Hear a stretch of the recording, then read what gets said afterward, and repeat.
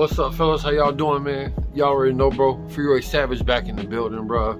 Look like this is gonna be my last time reporting for the year. All I want to do is let y'all know that I've already taken the time off to clean my hobby table. I got some new things that I'm gonna be working on next year. If you're paying real attention, bro, you get what I'm saying? You already know. So watch out for my next video. I'm already a few steps ahead of probably where you think I'm at. So y'all stay tuned for that. 2023 gonna be epic, bro.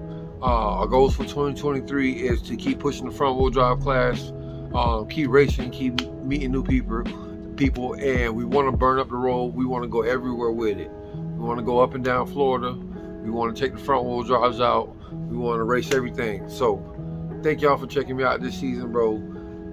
Stay tuned for next season, man, because you know what I'm saying, I'm gonna try something different and we're gonna go from there. All right, quick video.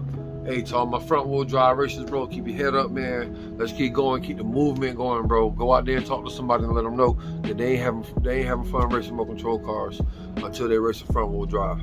All right, see y'all later. See y'all next year. Hey.